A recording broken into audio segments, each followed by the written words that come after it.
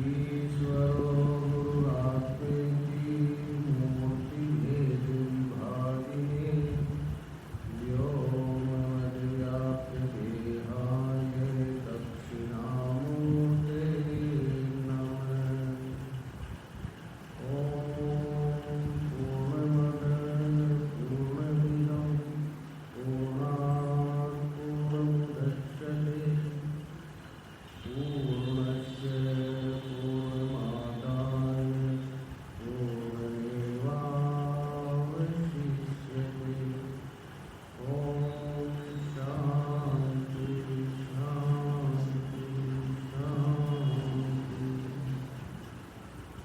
सानन्दमानन्दवने वसन्तम् आनन्दकन्दं हतपापवृन्दं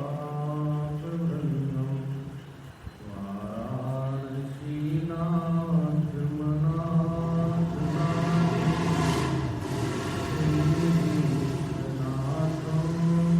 शरणं प्रपद्ये।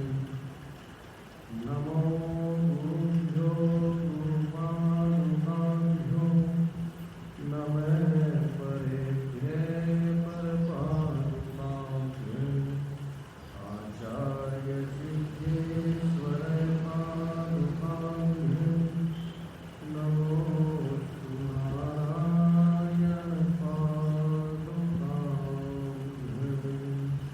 बोलो सद्गुरुदेव भगवान की वृंदावन बिहारी लाल की। थोड़ी सी आवाज़ बारीक कर दो, थोड़ी सी बारीक आवाज़।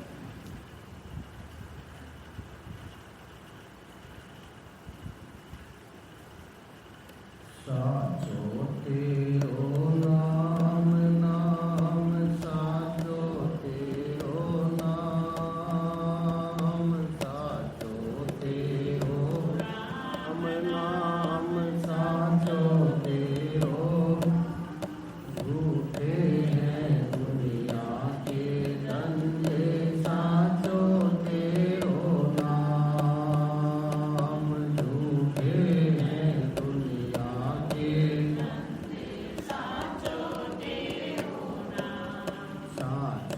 तेरो राम नाम साचो तेरो नाम। झूठे हैं दुनिया के धंधे साचो तेरो नाम।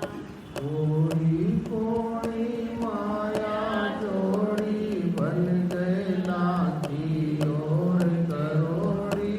कोड़ी कोड़ी बन गए लाठी और करोड़ी। अंत समय में साथ किसी के जात नहीं है एक भी कोड़ी। अंत समय में साथ किसी के जात नहीं है एक भी कोड़ी। जाति नहीं है एक भी कोड़ी। जाति नहीं है साचो तेरो राम नाम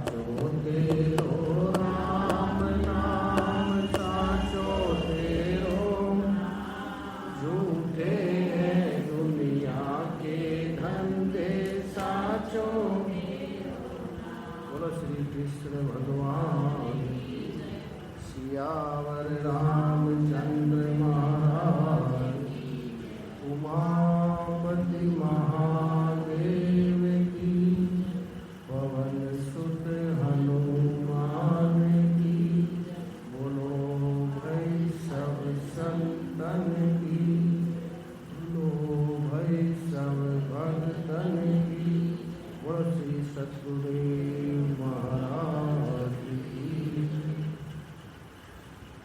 ओम श्री परमात्मने नमः। अतः महाभारत शांति पर्व। नारायणं नमस्कृत्य नरं चैव नरोत्तमं देवीं सरस्वतीं व्यासं ततो जयमुदीरये। युधिष्ठिर्उवाच निवर्तयातीर्थं गच्छति मृतजपेनिया त्वांगांसा पुनः पापं नीलकण्ठोमतिश्रुति। पुण्य श्लोक परमाराध्य प्रातः स्मरणीय। आप है ना, ये उठा के चलो यहाँ आ जाओ सामने, आदमी सामने आ जाओ। जब कथावाचक की दृष्टि पड़ती रहे ना, कथा अच्छी लगी, चार माता यहाँ जाओ, यहाँ ले लो, इधर ले लो आप चार इधर ले, बीच में जगह छोड़ जा रहे हैं। आप इधर आ जाओ, सामने आ जाओ, आप यहाँ बैठो। हाँ यही बैठो, जब तक दृष्टि पड़ती रहे ना कथा, माँ आनंद तभी आएगी।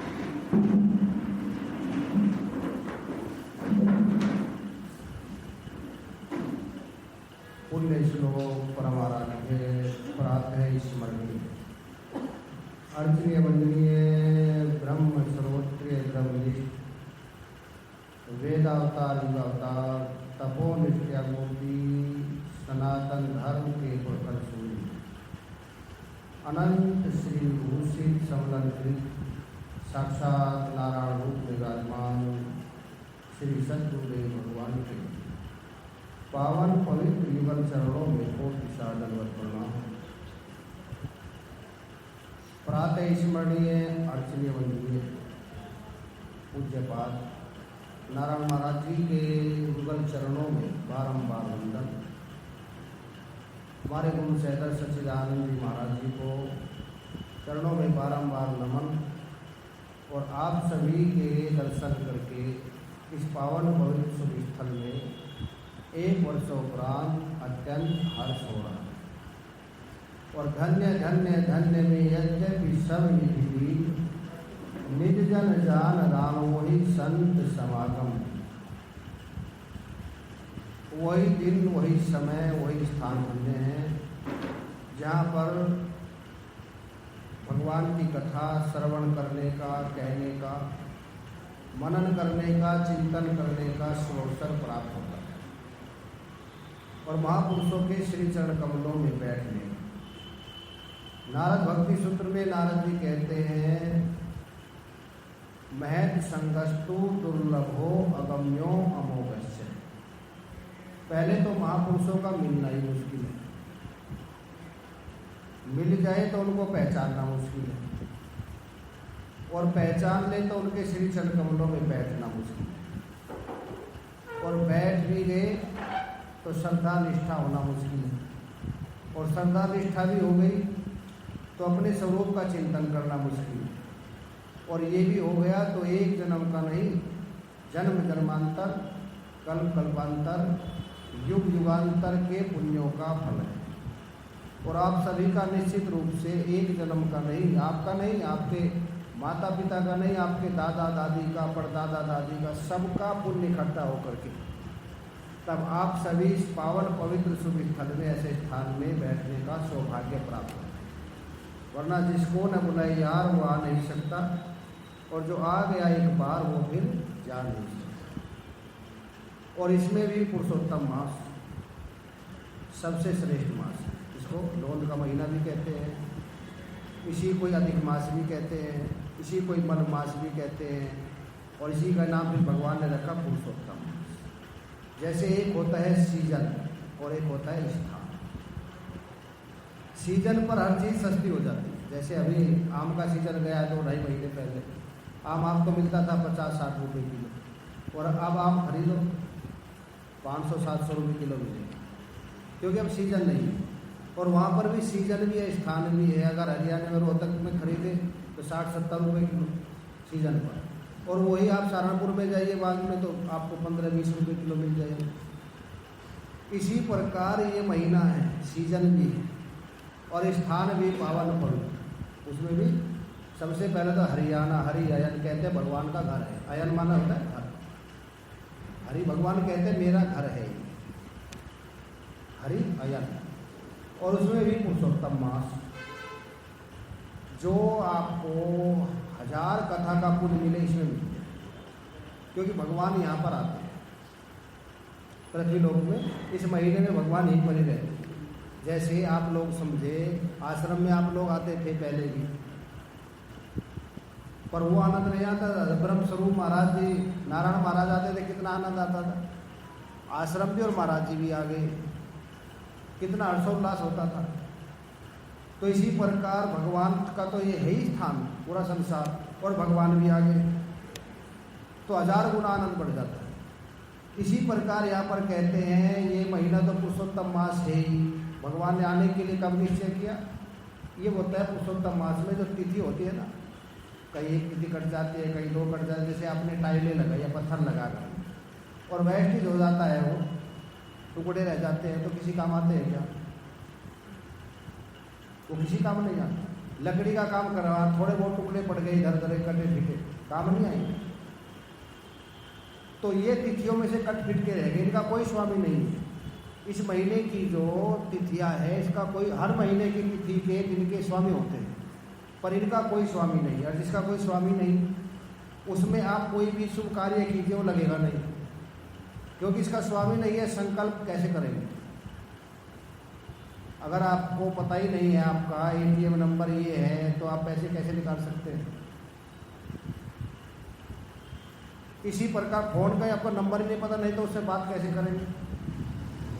ये वेस्टेज जो रह गई है, ये तिथियाँ 12 महीने में से हर महीने, हर साल में 9 तिथियाँ करीब रह जाती है, 9 साढ़े 9 तिथि। तो 3 साल में 1 महीना बन जाता है। इसको बोलते हैं मन मास या अधिक मास। तो ये भगवान के पास गए, हमको कोई न पूजा करता है, न पाठ करता है, न कोई शुभ कार्य करता है, और हम भी आपके हैं ना। ये सारा संसार भगवान का, इसमें अच्छे भी है, बुरे भी है, वैष्णव भी बचता है, तो उसको भी तो उपयोग करना चाहिए।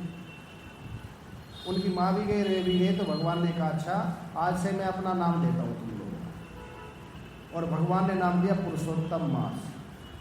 और जहाँ पे कृपा राम की हुई, तहाँ पे कृपा करे सब कोई। जिस पर भगवान की कृपा हो जाती है, उस पर सब कृपा करते हैं। जैसे मोदी जी आपको बुलाए और सम्मानित करे, तो पूरा शहर फिर सम्मानित करेगा कि नहीं करेगा? जब यहाँ का राजा करता है तो त्रिलोकीनाथ है, फिर ब्रह्मांड नायक घट घटवासी, उन्होंने अपना नाम देते भगवान की मोहर लगते ही महीना पूजनीय हो गया, अर्चनीय हो गया, वंदनीय हो गया। और जो इस महीने में भले अनुष्ठान नहीं होगा, शादी नहीं होगी, विवाह नहीं होगा, गृह प्रवेश नहीं होगा, पर इसमें जो मेरी कथा कराएगा और सुनेगा, उसको 1000 गुना लाभ मिलेगा। कितना मिलेगा?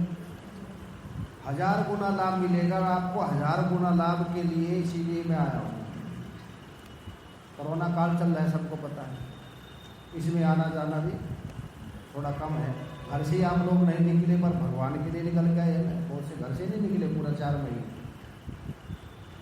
ऐसा ही समय आया है, व्यष्टि में नहीं, समष्टि में, पूरे विश्व पर।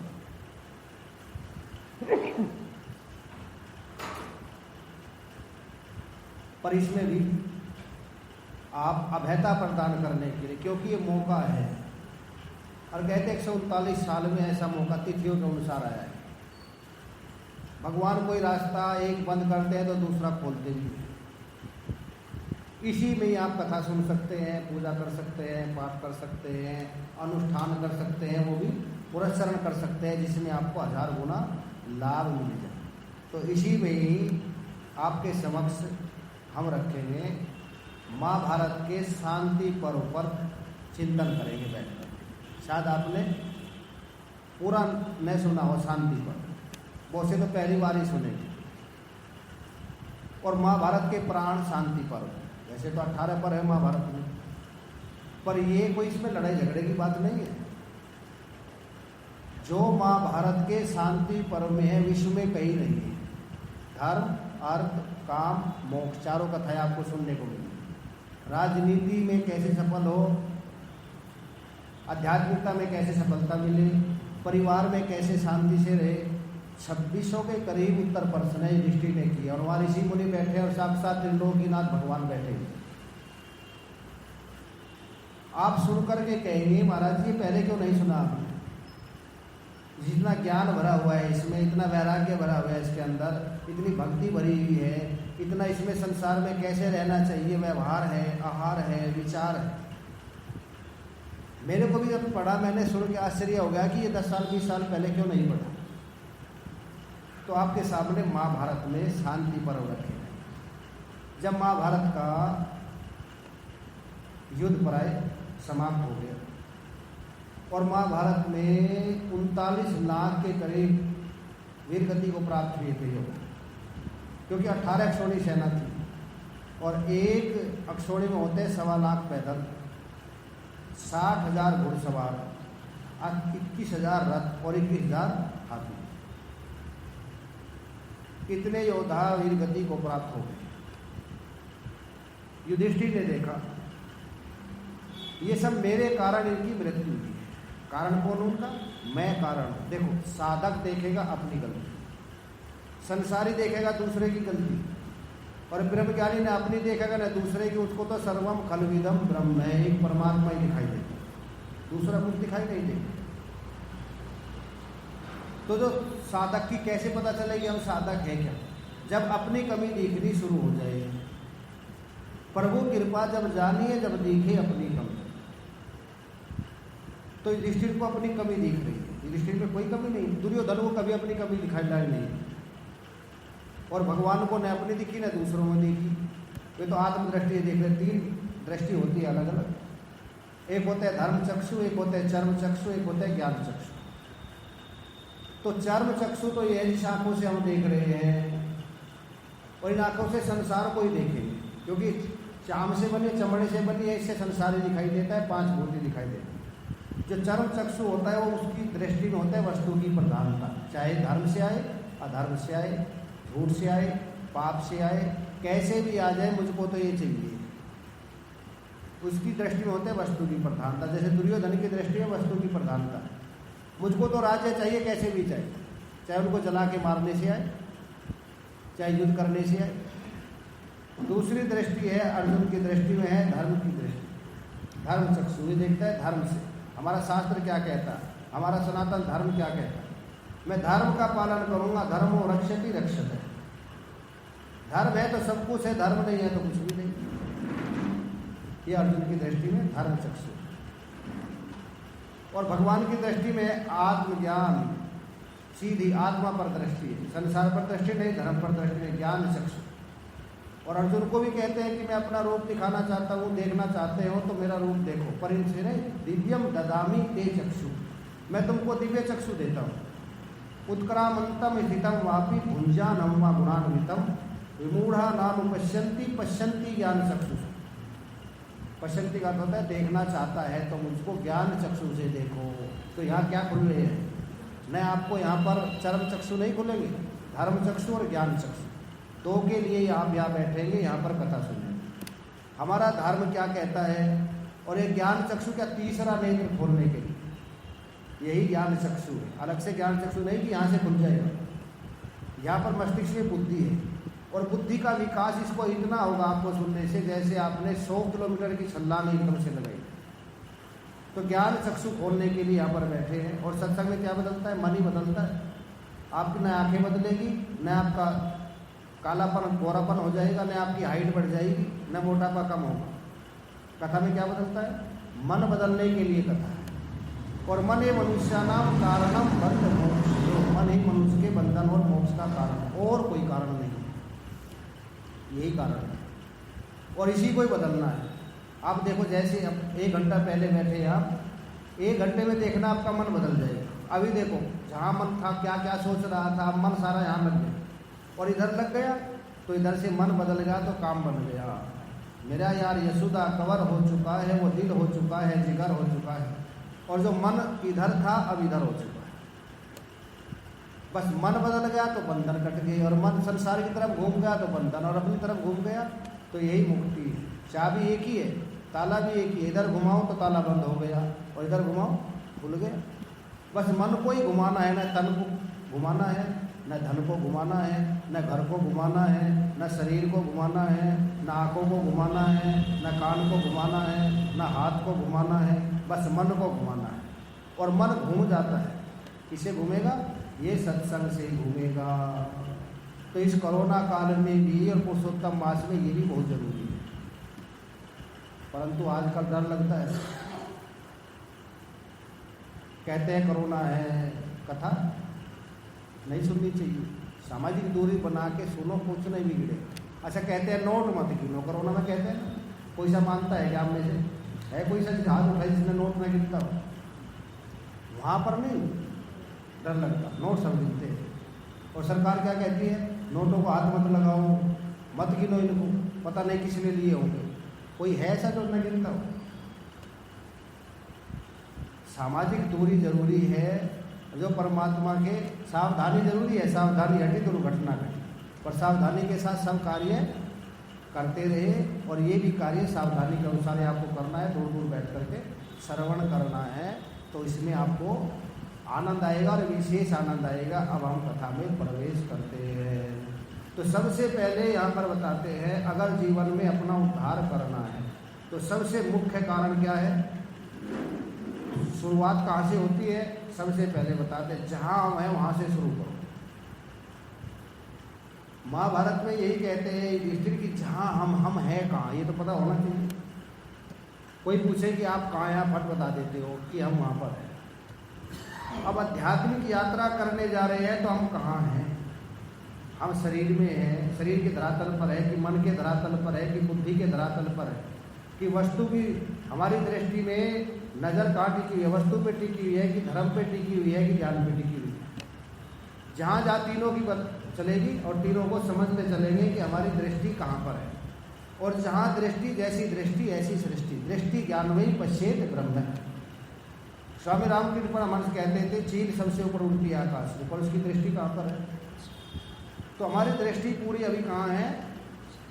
किसी की तन पर है, किसी की मन पर है, किसी की धन पर है, किसी की बुद्धि पर है और किसी की आत्मा पर। सब तरह के साधक यहाँ पर बैठे हैं और क्लास एक ही होगी। हमारे गुरु जी कहते थे ना, एक ही क्लास है और LKG से PhD तक के विद्यार्थियों को पढ़ाना है। सब बातें सबके लिए, जो जिसको अच्छी लगेगी, अपने लगेगी मेरे लिए है, उसको ग्रहण करते चलना है। तो यहाँ पर कहते हैं जहाँ हम हैं, कहाँ हैं हम? ज़्यादा से तन पर है, तन पर हमारी दृष्टि, क्योंकि ये संसार ही दिखाई देता है, ये आगे मुझे क्या दिखती है? और इंद्रिया बहिर्मुखी है, और मन और बुद्धि मैं और मेरे में लगी हुई है, मैं और मेरा। मैं का मतलब शरीर और मेरे का मतलब मेरा परिवार। अब इससे यात्रा यहीं से शुरू करनी है हमको। अगर हम यहाँ बैठे रोहतक में तो कहाँ से चलेंगे? जाना है हमको बद्रीनारायण, कहाँ से चलेंगे? और जो दिल्ली बैठा है दिल्ली से चलेगा, और जो ऋषिकेश बैठा हुआ है ऋषिकेश से चलेगा। तो हम हैं कहाँ? तो यहाँ से प्रारंभ करते हैं। अगर हम संसार में हैं और संसारी बातों में लगे हैं तो थोड़ा मन अपना बदलना पड़ेगा, और मन बदल करके यहाँ पर आइए। स्थान बदलना पड़ेगा। देखो, स्थान बदलने से ही मन बदलता है। अब आप स्थान बदल करके आए तो मन बदलेगा। यहाँ से मन बदल जाता है। आश्रम में आते शांति मिलती है कि नहीं? घर में वो शांति नहीं जो आश्रम में मिल गई, क्योंकि स्थान बदल गया। देव स्थान पर आ गए, मंदिर में जाने से स्थान बदलता है, तीर्थ पर जाने से स्थान बदलता है। तभी से गीता प्रारंभ होती है।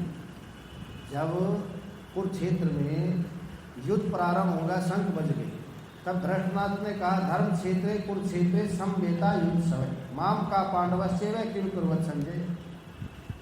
मेरे पुत्र वहाँ क्या कर रहे हैं? अब क्या लेने गए थे?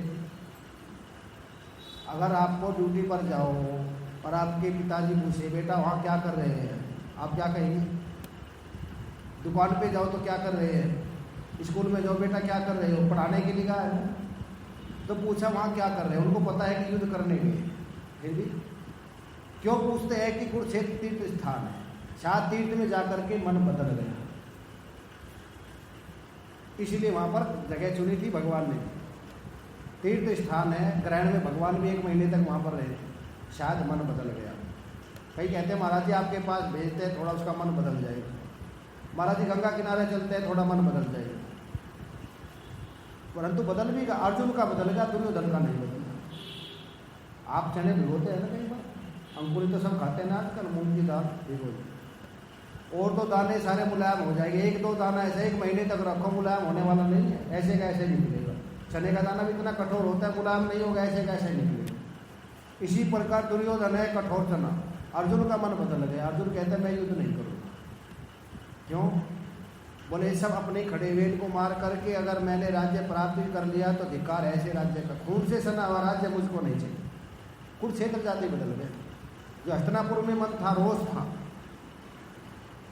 उनके प्रति क्रोध था, द्वेष था, परंतु वहाँ सब निवर्त हो गए।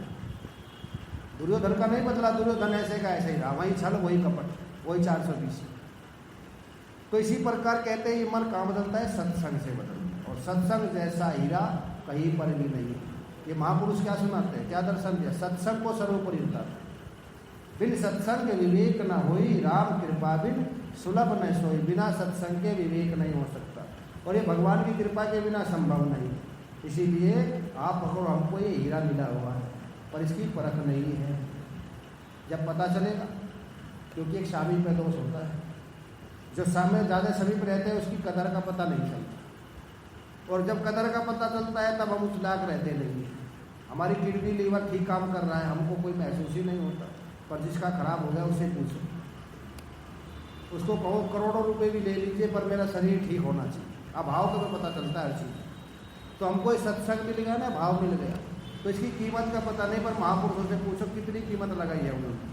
इसीलिए ये हीरा मिला हुआ है, इसका लाभ उठाइए। मैंने सत्संग हीरा पाया, मेरी हुई गरीबी दूर। मैंने सत्संग हीरा पाया, मेरी हुई गरीबी दूर। मेरी हुई गरीबी दूर, मेरी हुई गरीबी दूर। मैंने सत्संग हीरा पाया, मेरी हुई गरीबी दूर। ऐसा धन मैंने पाया, मेरा सारा रेत नसाया। ऐसा धन मैंने पाया, मेरा सारा प्रेत नसाया। ये दिन दिन बड़े सवाया, मुझे काया माल पुरूर। ये दिन दिन बड़े सवाया, ऐसा माल मिला भरपूर। मैंने सत्संग हीरा पाया, मेरी हुई गरीबी दूर। मैंने सत्संग हीरा पाया, मेरी हुई ना कोई चोर चुरावे, ना कोई भाई पटवावे। ना कोई चोर चुरावे, ना कोई भाई पटवावे। ना कोई हाट बिकावे, ऐसा मोक्ष मिला भरपूर। ना कोई हाट बिकावे, ऐसा मोक्ष मिला भरपूर। मैंने सत्संग हीरा पाया, मेरी हुई गरीबी दूर। मैंने सत्संग हीरा पाया, मेरी हुई गरीबी दूर। मेरी हुई गरीबी दूर, मेरी हुई गरीबी दूर। मैंने सत्संग हीरा पाया, मेरी हुई गरीबी। ये हीरा गुरु कृपा से पाया, मेरा रोम रोम हर्षाया। हीरा गुरु कृपा से पाया, मैं परम में हर्षाया। मेरा सारा भरम मिटाया, ये बरसा आत्म नूर। मेरा सारा भरम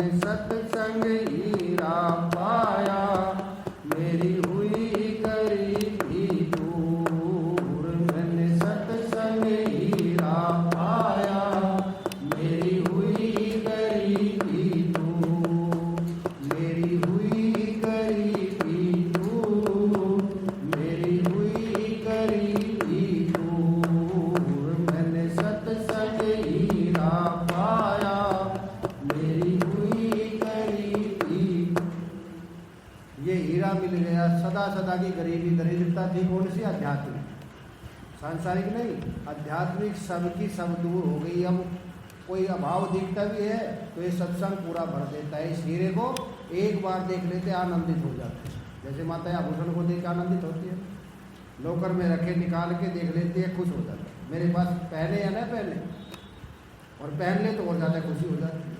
तो है तो सत्संग ये हीरा, जिसकी समझ में आ जाए, इसको कोई बंटवा नहीं सकता, अपनी कमाई है और साथ जाएगी। और यही कमाई साथ जाने वाले, सच बताओ, जो छोड़ के जाएंगे हम, वो साथ नहीं जाएगा।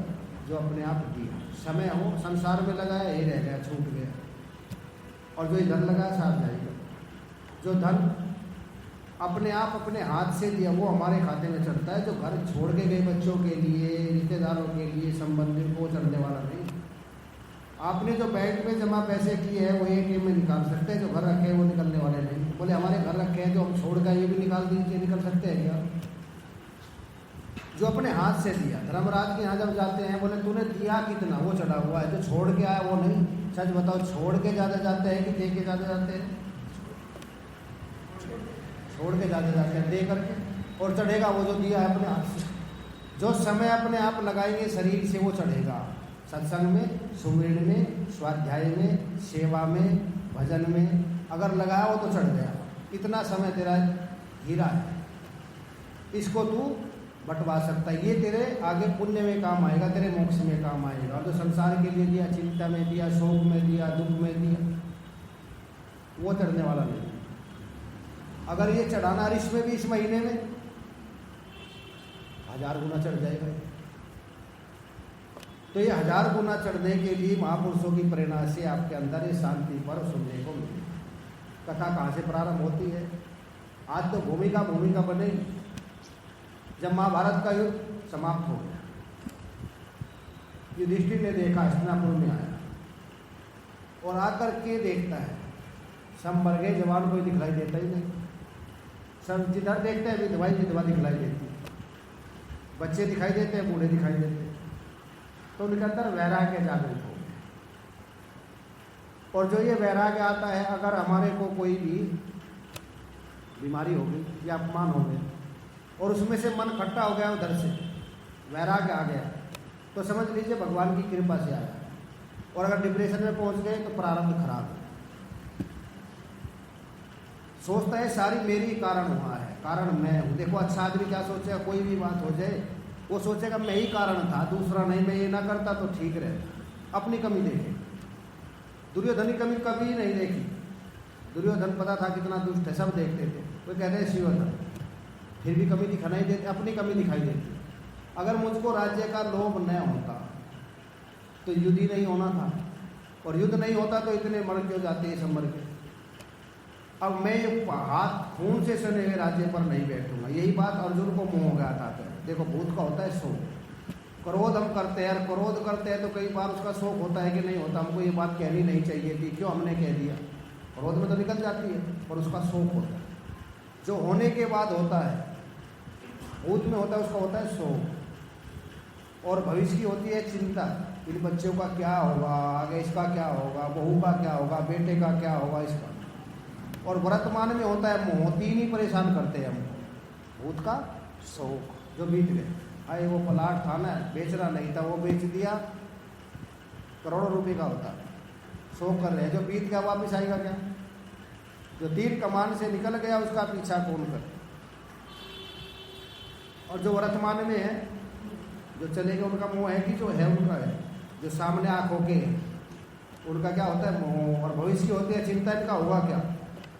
जैसे भगवान ने हमको ठेकेदार बनाया हुआ है, और कोई वे अपनी प्रारब्ध लेकर के नहीं आए, अपनी बुद्धि लेकर के नहीं आए, अपनी समझ लेकर के नहीं आए।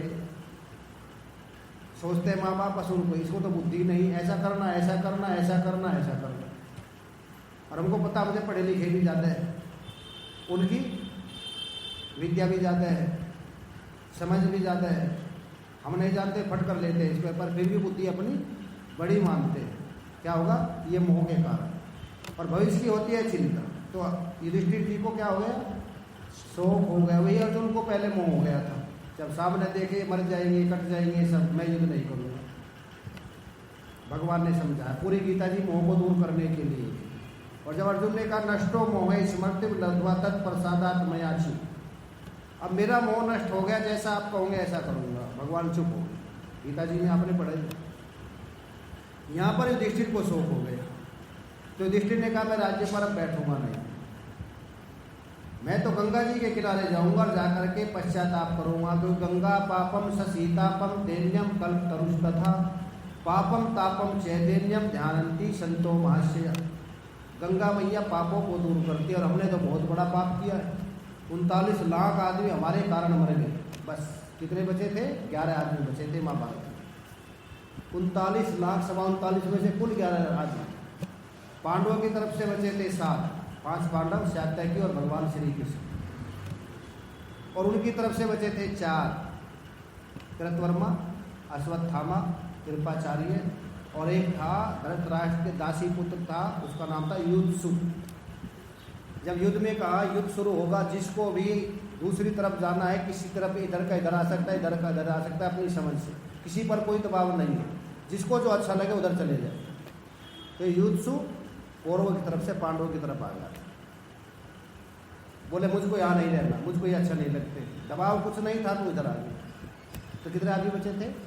कुल 11 आदमी बचे थे पूरे 18 अक्षौणी सेना में से। युधिष्ठिर देख रहा है कि मुझको ये राज्य नहीं करना है, मैं तो गंगा जी के किनारे जाऊंगा। गंगा मैया कलिमल हारणी है, पाप तारणी है, दुखों को निवारण करने वाली। वहाँ जाकर के पश्चाताप करेंगे, सत्संग करेंगे, और जो हमसे गलतियाँ हो गई, भूल हो गई, उसको दूर करेंगे। सब गए वहाँ पर जाकर के। कुंती भी गई, गांधारी भी गई, धृतराष्ट्र भी गई, 5 पांडव और द्रौपदी भी गई। सब जाकर के वहाँ पर स्नान करते, रोज भजन करते और ऋषि मुनियों से कथा सुनते। ब्राह्मण भी सब वहीं पर ही थे। और जब वन में गए पांडव, तो ब्राह्मण भी साथ में गए थे हस्तिनापुर। युधिष्ठिर ने कहा था कि आप ब्राह्मण देवता आप जा तो रहे, परंतु हमारी स्वयं भोजन की व्यवस्था नहीं, अभी भिक्षा मांगेंगे, आपको कहाँ से खिलाएंगे? ब्राह्मणों ने कहा हमारी चिंता मत करो, हम ब्राह्मण है, हमारा अधिकार है भिक्षा मांगने का, हम भिक्षा मांगेंगे, खाएंगे और आपको कथा सुनाएंगे। क्योंकि जब मनो गिर जाता है ना, तो मनोबल को बढ़ाने के लिए सत्संग ही है, कथा ही है, और दूसरा उपाय कुछ नहीं। ये मनोबल गिरा हुआ है ना, हाय करो ना, हाय करो ना, हाय करो ना, लोगों गिरा हुआ है ना, इतना गिरा हुआ है, बस यही रहता है। टीवी खोलो तब ये करो तब ये, घर बैठो तब रिश्तेदार का फोन आए तब, इतना मनोबल गिर गया। इसको दूर करने के लिए भगवान की कथा ही है और कुछ नहीं। युधिष्ठिर जी आपका मनोबल गिर गया है, जुआ खेल करके राज्य छीन गया, तो उसको दूर करने का उपाय दूसरा कोई नहीं है। नान्यो पंथो विद्यते आया ना है, इससे अलग और कोई उपाय नहीं है। यही उपाय है और वो हम जाकर के करेंगे। ब्राह्मण गांव से भिक्षा मांग के लाते, रोज कथा सुनाते। तो जाकर के गंगा जी के किनारे सबने निवास किया और ऋषि मुनि उनको कथा सुनाते थे, पर फिर भी उनका शोक दूर नहीं। मैं जाकर के तीर्थ करूंगा, तीर्थ पे बैठूंगा। तीर्थानी, तीर्थ क्या कहते हैं? तारने का अर्थ होता है तीर्थ। और सबसे बड़ा तीर्थ क्या है? एक तो जंगम तीर्थ होते, एक होता है स्थावर तीर्थ। ये महात्मा जो है ना चलते फिरते, उनसे जाकर के पूछूंगा। और जो हमारे यहाँ 4 पुरुषार्थ है उनको अब करूंगा, धर्म अर्थ काम मोक्ष। सबसे पहले क्या है? अब धर्म का पालन करूंगा, जो हमारे शास्त्र कहते हैं। तस्मात् शास्त्र प्रमाणम ते कार्य व्यवस्थित ज्ञात्वा शास्त्र विधानोक्तम कर्म कर्तुमि हारस। अब मेरे अंदर ये जब तपस्या करूंगा तो ज्ञान ठहर जाएगा। देखो, एक तो होता है सुनना और एक होता है ठहरना। ये कोरोना चल रहा है ना, कहते हैं कोरोना गले में रहता है 2-3 दिन तक, ठहरता नहीं वहाँ पर, फिर वो नीचे जाता है। कहाँ ठहरता है? फेफड़ों में ठहरता है आकर। और यहाँ ठहर गया तो समझ लीजिए गड़बड़ है, वो बचने वाला नहीं है। तो ये ज्ञान भी हमारा कहाँ ठहरना चाहिए? कानों तक तो सुन लिया, यहाँ नहीं ठहरेगा। ये 1-2 कितना रहेगा? यहाँ सुन रहे हो ना, कानों में ठहर रहा है, पर यहाँ से जाते जो सुना यहाँ नहीं ठहरेगा। अगर यहीं पर ही ठहराया तो ठहरने वाला नहीं है, यहाँ से जाते भूल जाएंगे। फिर ये आप कहाँ ठहरता है? फिर ये गले पर आता है। यहाँ पर भी नहीं ठहराना इसको। कहाँ ठहराना है? हृदय में। कहाँ ठहराएंगे इसको? यहाँ ठहरने की जगह हृदय में है इसको, दूसरी जगह नहीं है। अगर कोई आए रोहतक में और अनजान आ जाए, बोले अपने घर में ठहरा नहीं है आप। कोई महात्मा आएगा, पता है महात्मा का ठहरने का स्थान ये, या रिश्तेदार आ जाए उनको पता ठहरने का स्थान कहाँ है। भिखारी आ जाए, पता आपको ठहरने का स्थान कहाँ है। तो ये ज्ञान भी जो आप सुनोगे उसको कहाँ ठहराना है। यहाँ ठहर गया तो काम, क्रोध, लोभ आदि सब मर जाएंगे, ये बचने वाले नहीं है। परंतु हम कान कान तक ठहराते हैं और वाणी तक ठहराते हैं, इसको अंदर नहीं जाने देते। कहते हैं गर्म पानी पियो, ये फेफड़ों में नहीं ठहरेगा, पेट में चला जाएगा। तो क्या करते हैं ये, हम ये पी लेते हैं, संसार को जाकर के ठहरने देते, दिल में नीचे चला जाता है। इसको ठहरने देना है। कहाँ ठहरे? बर्तन में पता है किस बर्तन में दूध ठहरेगा, आपको पता है। तांबे के बर्तन में रखती हो क्या कोई दूध? क्यों ठहरेगा? नहीं, भी सो जाएगा। और वही पानी बर्तन में रख दीजिए तांबे के में, तो सुबह अमृत हो जाएगा। कौन सी चीज़ कहाँ ठहरानी है? तो दिल में तो हम संसार को ठहरा लेते हैं, और वहाँ ठहरा नहीं चाहिए, क्योंकि विष बना दिया सारे दिल का। तांबे के बर्तन में कोई अगर दही को ठहराना चाहे, उसको समझदार कहेंगे कि बेवकूफ़ कहेंगे? कहेंगे नहीं, मेरे को तो यही ठहराना है। तो हमने जो बात ठहरानी नहीं है हृदय में, उसको ठहरा लिया, और जो ठहराना चाहिए था वो ठहरने नहीं दिया। तो कहते हैं तुमने ठहराना किसको है? बोले मैं अब इस ज्ञान को ठहराऊंगा, धर्म को ठहराऊंगा, निष्ठा को ठहराऊंगा, इस मोक्ष को ठहराऊंगा। और 4 चीज़ें मेरे को ठहरानी देनी है, धर्म, अर्थ, काम और मोक्ष। ये निश्चय करके, संकल्प लेकर के युधिष्ठिर जी बैठ के रोज गंगा जी में दोनों समय स्नान करें, ऋषि मुनियों से कथा सुने और अपनी कमी देखे। साधक का अर्थ होता है अपनी। हमको भी यहाँ पर रोज देखना है, बैठ करके लक्षण कर लेना है, हमारे साथ ये मिलते हैं कि नहीं।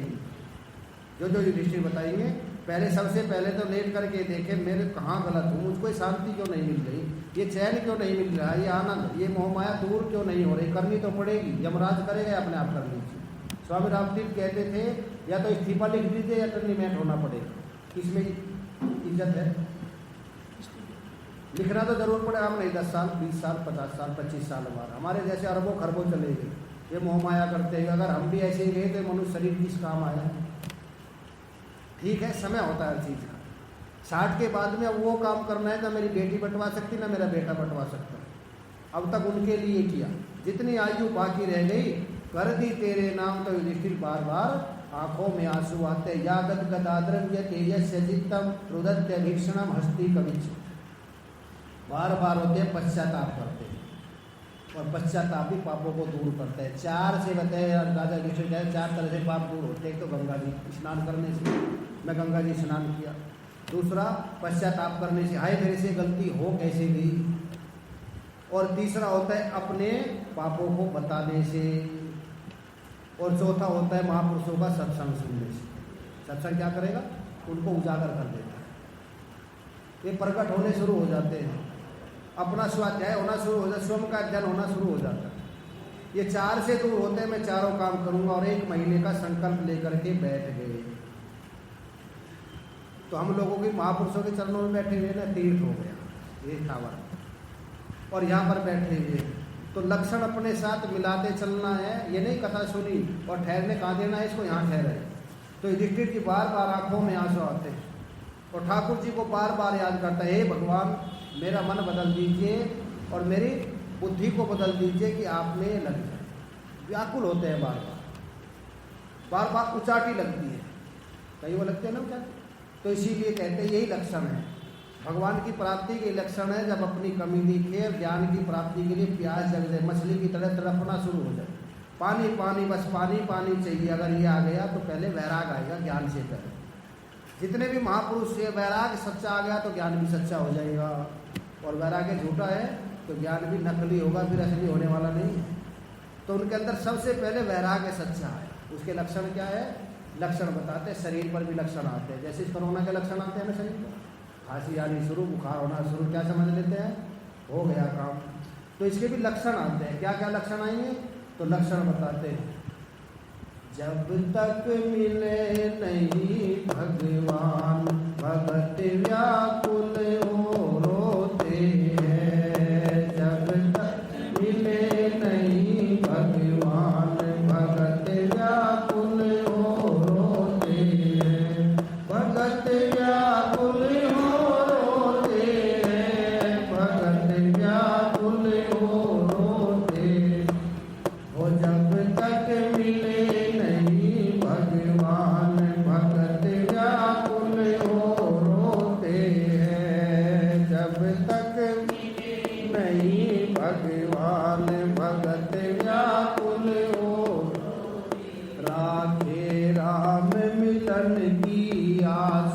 राधे राम मिलन की और चीज से चित्त उदासा और चीज से चित्त लंबे लंबे आवे श्वास नींद नहीं सुख की सोते हैं लंबे लंबे आए श्वास नींद नहीं सुख की सोते हैं जब तक मिले नहीं भगवान भगत व्याकुल हो रोते हैं जब तक मिले नहीं भगवान भगत व्याकुल हो।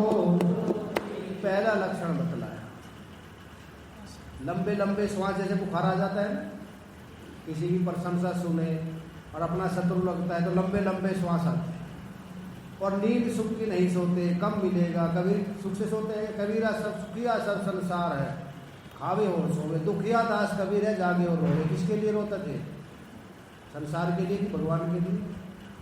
मीरा भाई किसके लिए रोती है इसी फिक्र में मीरा हुई बावरी नैन गवाए रोए रोते। तो ये सब किसके लिए रोते हैं संसार के लिए नहीं। आज भी ऋषि किसके लिए रो रहे हैं पहले रो रहे थे राज्य के लिए अब रो रहे हैं भगवान के लिए। दो तरह के आंसू आते हैं एक अगर भगवान के लिए आंसू है देखना हाथ लगा के ठंडे आएंगे और बेटे ने कुछ कहा बहू ने कहा सास रोने लगी तो देखना फिर हाथ लगा गरम गरम आंसू आएंगे। दो तरह के आंसू होते हैं। जब ठंडे आंसू आएंगे तो हमारा अंतःकरण को शुद्ध करते चले जाएंगे जैसे नाली में आपके कीचड़ आ गया पानी मारते हैं ऊपर से सबको साफ करता चला जाता है और जब गरम गरम आएंगे तो अंतःकरण को गंदा करेंगे। है आँख एक ही पर दो तरह के आते हैं। तो ये पहला लक्षण बतलाया लंबे लंबे आवे श्वासा नींद नहीं सुख की सोते।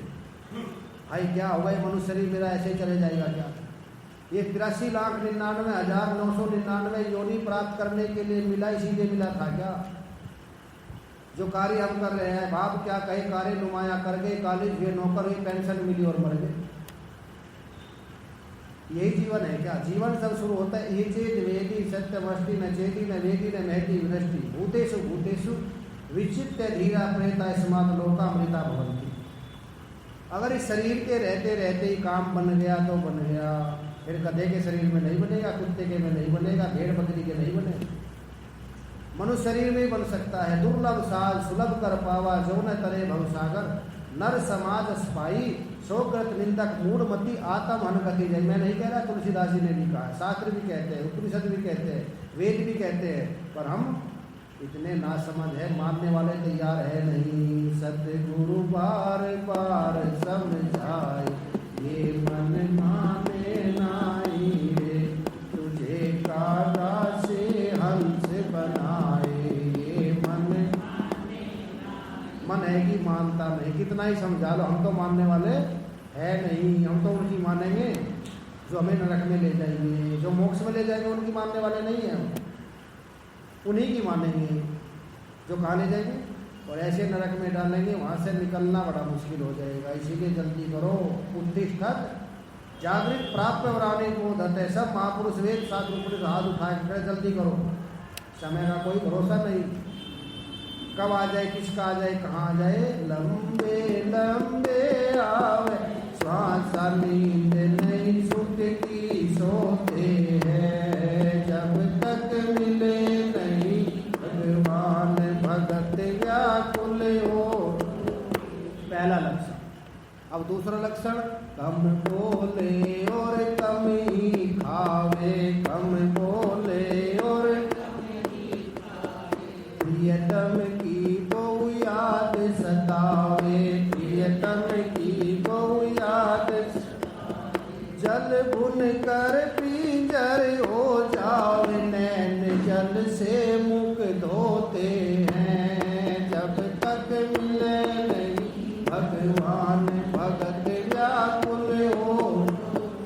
रोते तो है पर किसके लिए अब ठाकुर जी के लिए रोते हैं। बस काम बन गया उधर से रोना बंद हो जाए इधर शुरू हो जाए यही लक्षण है। नैन जल मुख से धोते हैं। अब पानी से नहीं धोते आंखों से आंसू आते रहते हैं और मुख धोता रहता है। अगर ये हालत हो गई जो ऋषि जी की यही हालत हो रही है अब रो रहे हैं भगवान के लिए परमात्मा के लिए ज्ञान के लिए भक्ति के लिए वैराग्य के लिए। मेरे जीवन में भी ये आ जाए, कब आएगा वो दिन? रावण भी कहता है मेरे जीवन में, हे शंकर भगवान, वो दिन कब आएगा मेरी जटाओं में चिड़िया घोंसला बना करके बच्चे पैदा हो जाए और मुझको पता न चले। रावण जितना सोने की लंका है पूरी, और 1 लाख पूत 1.25 लाख ना, 1 लाख तो बेटे हैं, 1.25 लाख है उसको पोते।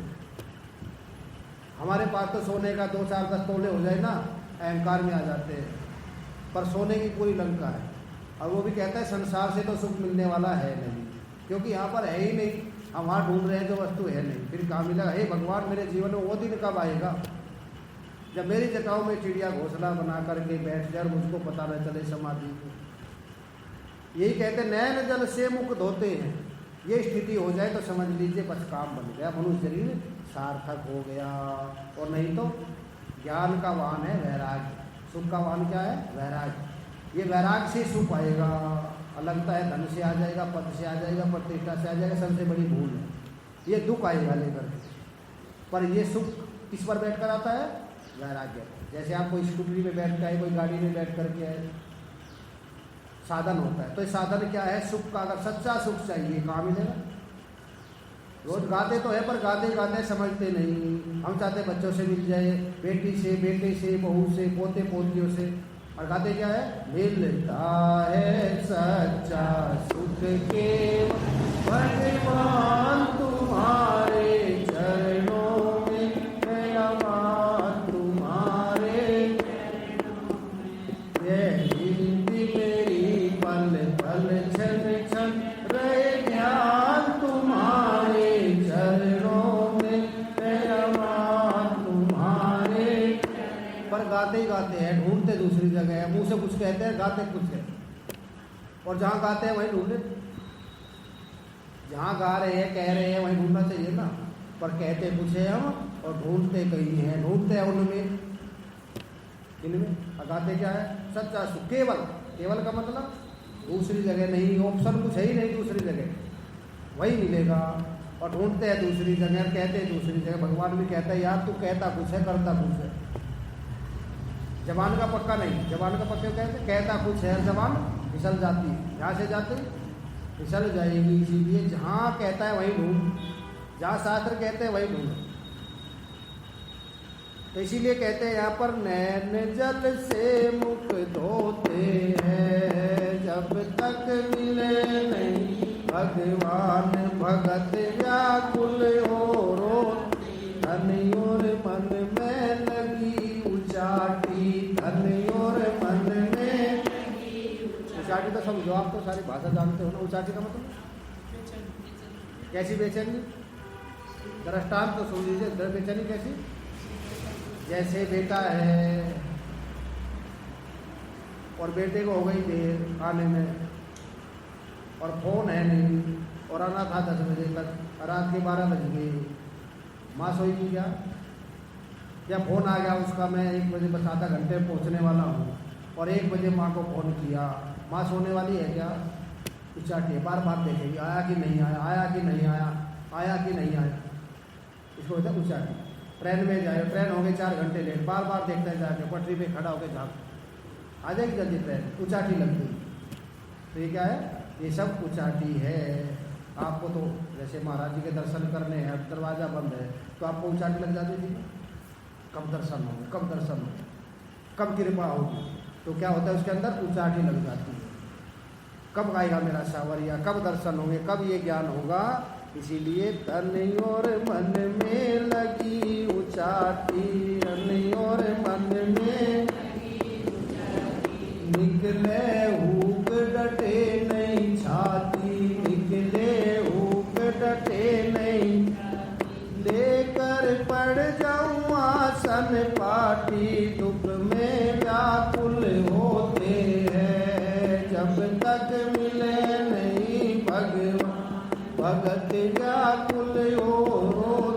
आसन पाटी लेकर पड़ गए, बस मिले तो ठीक। जैसे बच्चा है ना, हाथ पकड़ लेता, नहीं मेरे को तो यही चाहिए, यही चाहिए, रोता ही रहता है, माँ बाप दिला देते हैं। रामकृष्ण परमहंस जी कहते हैं ये आसन पाटी लेकर के, वही तलवार लेकर के, माया तो दर्शन दे नहीं, आज शरीर समाप्त हो जाएगा, बस आखिरी दिन है, या तो आप आओ और नहीं शरीर धारा सही। इसको कहते हैं आसन पाटी। ये बनाना, यही मेरे को करना ही है। इसके अलावा कुछ नहीं करना। रूठ के बैठ जाते थे माते में, वो भवन में जाते थे ना राजा महाराज के पहले, हट पकड़ लेते। ये होता है आसन पार्टी लेके पड़ गए, बोले इसको आसन पार्टी लेके पड़े, ये कार्य हो तो ठीक है। तो भगत भी क्या करता है, बस यही काम करना है, अब इससे अलावा दूसरा नहीं, यही सफल बनाना है। लेकर पड़ जाऊं आसन पाट, दुख में व्याकुल होते हैं, जब तक मिले नहीं भगवान, भगत व्याकुल हो रोते, मेरी भी हो यही निशानी, मेरी भी हो। बस मेरे अंदर भी ये लक्षण आ जाए। दीन में तो बताया ऐसे लक्षण होते हैं उनके, तो मेरे अंदर भी ये लक्षण आ जाए। हम चाहते हैं ना, कौन से लक्षण चाहते हैं? यही लक्षण आएंगे। अगर 15 दिन सुनेंगे ना, यही लक्षण आएंगे। बोले लक्षण आने शुरू हो गए, खुशी होगी ना जब ये लक्षण आएंगे। सबको लक्षण एक जैसे ही आते हैं। मेरी भी हो यही निशानी, मेरी भी हो, सतगुरु ने सब खोल बखानी, सतगुरु ने सब खोल, मरती मीन तड़प बिन पानी, प्राण वियोगी हो रोते हैं, जब तक मिले नहीं भगत व्याकुल हो रोते हैं, जब तक मिले नहीं भगवान, भगत व्याकुल हो, भगत व्याकुल हो रोते हैं, भगत व्याकुल हो रोते हैं, जब तक मिले नहीं भगत व्याकुल हो।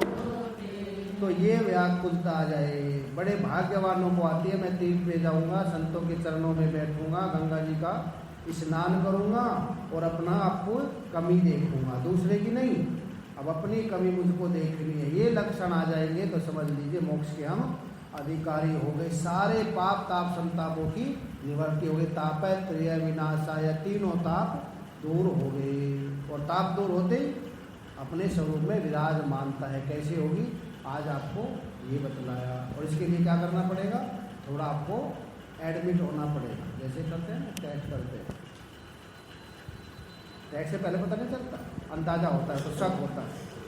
किसी को बुखार है और गया, बोले चिकनगुनिया है, प्लेटलेट कम हो गई, जल्दी एडमिट हो जाइए। एडमिट हो जाते हैं ना हॉस्पिटल, डॉक्टर साहब हॉस्पिटल में एडमिट कर लीजिए और ठीक हो गया, बोला रिपोर्ट नॉर्मल है, अब कोई ज़रूरत नहीं है। तो मन से हम बीमार हैं, करते हैं भजन भगवान का, ठाकुर जी का, और होता है किसका? अगर आपका पहले टैप रिकॉर्ड हो या टीवी हो, लगाए तो कैसी दूसरे और बोले कुछ तो कहते इसमें खराबी आ गई। इसी प्रकार हम भजन तो करते हैं ठाकुर जी का, भजन होता है किसी का, तो समझ लीजिए रिपोर्ट खराब है मन की, इसको ठीक करा लीजिए। कहाँ हॉस्पिटल है नारायण से, इसमें आइए, एडमिट हो जाए 1 घंटे के लिए। फिजियोथेरेपी कराने जाते हैं ना हॉस्पिटल में, एक तो होता है 24 घंटे के लिए एडमिट, एक होता है 1 घंटे के लिए। 1 घंटे आ जाइए और जो परहेज बताएंगे वो कर लीजिए, और 15 दिन बाद देखना रिपोर्ट नॉर्मल होगी। सारे हैं ना जितने, क्योंकि डॉक्टर पहले दवाई नहीं देते, अच्छे डॉक्टर। अगर बॉडी में इन्फेक्शन है उसको निकालते हैं, बॉडी में जहाँ इन्फेक्शन है वो निकाल देंगे, और इन्फेक्शन निकल जाएगा फिर दवाई देंगे।